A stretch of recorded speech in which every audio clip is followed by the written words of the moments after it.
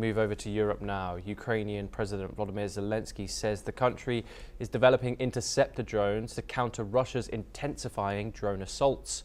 Kyiv reports that over 400 drones were launched by Russian forces in a single night, including Iranian-made Shahed drones, causing casualties and infrastructure damage.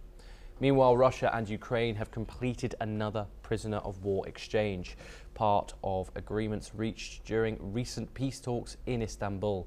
Hundreds of captured troops were freed, though exact numbers remain undisclosed. Tensions have escalated as Russian President Vladimir Putin has said he does not rule out a possible attempt to seize the Ukrainian city of Sumy. Let's take a listen to what he said. В Сумской области глубина составляет где-то 10 до 12 километров. Где-то там 8, 10, 12 километров. Дальше город Сумы, областной центр.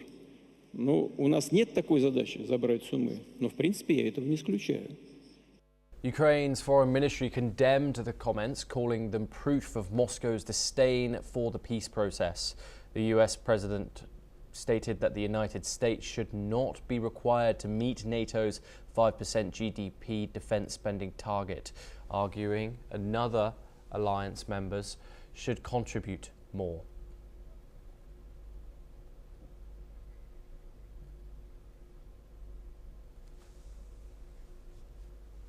Let's now turn to South Asia, where Indian Prime Minister Narendra Modi participated in the 11th International Yoga Day celebrations in Visakhapatnam. The event was held along a 26-kilometre stretch from Ramakrishna Beach to Bokkapuram, where approximately 500,000 people took part in participating yoga simultaneously. The Andhra Pradesh government organised the event, dividing the area into 326 designated sections, each accommodating around 1,000 participants. More than 3,000 buses were deployed to transport attendees to the site. Yoga, which originated in ancient India, is widely regarded as a practice that promotes physical and mental well-being by fostering the connection between the mind and the body and encouraging harmony with nature. The United Nations General Assembly declared June the 21st as International Yoga Day following proposals supported by the Indian government. The UN resolution describes yoga as a holistic approach to health and well-being, emphasizing prevention alongside treatment.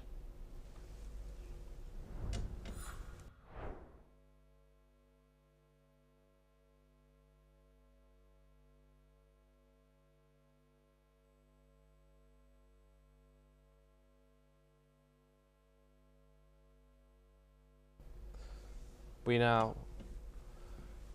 now move to the Indo-Pacific, where South Korea's chief trade negotiator, Yeo-han Koo, will visit Washington from June the 22nd to the 27th, as Seoul seeks to delay US tariffs and push forward trade talks. He is scheduled to meet with US Trade Representative Jamieson Greer with a focus on finding common ground ahead of a looming July the 8th deadline to reduce tariffs. The talk comes as South Korea faces a 10% blanket tariff and a 25% country-specific duty. Both are temporarily paused for 90 days. A comprehensive deal is seen as unlikely, with US ministers still unappointed and broader issues like defense costs and currency policies off the table. South Korea's economy, the fourth largest in Asia, has already taken a hit, unexpectedly contracting in the first quarter amid tariff tensions and domestic instability. We now turn to North America, where tensions continue to escalate in Los Angeles, California on Friday, as Mayor Karen Bass publicly condemned US Vice President J.D. Vance for what she called lies and utter nonsense, meant to provoke division and instill fear in the city. Bass described the deployment of federal troops as a provocation and accused the federal actions and rhetoric from Washington of spreading terror among residents. She said that federal actions had emptied local businesses more than the COVID era and caused widespread economic damage. She also slammed the presence of unidentified armed men during recent immigration raids and criticized Vance for misidentifying California Senator Alex Padilla as Jose Padilla. Here's what the mayor had to say. Today, the Vice President of the United States spent 3 or 4 hours in LA before holding a press conference and spewing lies and utter nonsense in an attempt to provoke division and conflict in our city. This is consistent with the provocation from Washington that began 2 weeks ago when our city was calm and millions of Angelenos were going about working and contributing to our city. The provocation has resulted in lives disrupted, terror and fear spread throughout our city. And it's just really sad when our economy, obviously we've had the issues in the city, and to have this unenforced error. There was just no need for this to happen. And unfortunately, the last 2 weeks, you've seen a huge dip in different sectors of our economy for this unnecessary experiment and unnecessary. This comes after Vance's visit to Los Angeles to meet with some of the 700 Marines and 4,000 National Guard troops deployed to the city by President Donald Trump earlier this month. Vance thanked the troops for their efforts amid protests against the ICE raids in the city. He also defended the deployments and said that troops remain necessary as authorities fear a resurgence of unrest. He also accused local Democratic leaders of encouraging immigrants to enter the country illegally and failing to support law enforcement. Here's what Vice President had to say.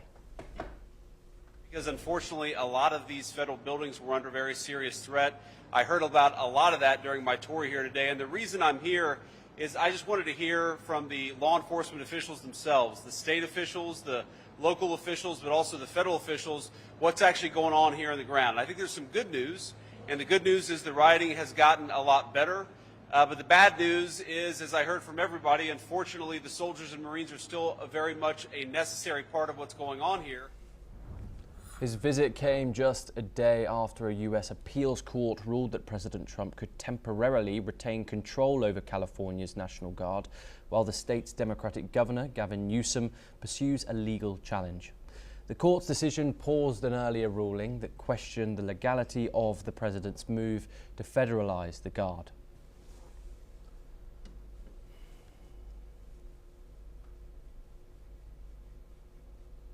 We stay in the United States, where a U.S. federal judge has ordered the release of Mahmoud Khalil, a pro-Palestinian protest leader and Columbia University graduate, from immigration detention. Khalil, who had been held since March in Louisiana while facing deportation, was a prominent figure in nationwide campus protests against Israel's war in Gaza. The judge ruled that his detention was unconstitutional and found no evidence that he posed a flight risk or danger to the public. After being released from the prison, let's take a listen to some of his statements. Trump and his administration, they chose the wrong person for this. That doesn't mean that there is a right person for this. There is no right person who should be detained for actually protesting a genocide, for protesting their university, Columbia University, that is investing in the genocide of the Palestinian people. Khalil, a legal permanent resident married to a U.S. citizen with a newborn son, was arrested under a Trump administration policy targeting foreign students involved in pro-Palestinian activism. His release is seen as a major setback to that policy, which has faced criticism for infringing on free speech rights. Khalil's family and civil liberties groups have welcomed the decision, though immigration proceedings still continue. The Department of Homeland Security has expressed intent to appeal the ruling. His case draws attention to issues surrounding political expression and immigration enforcement.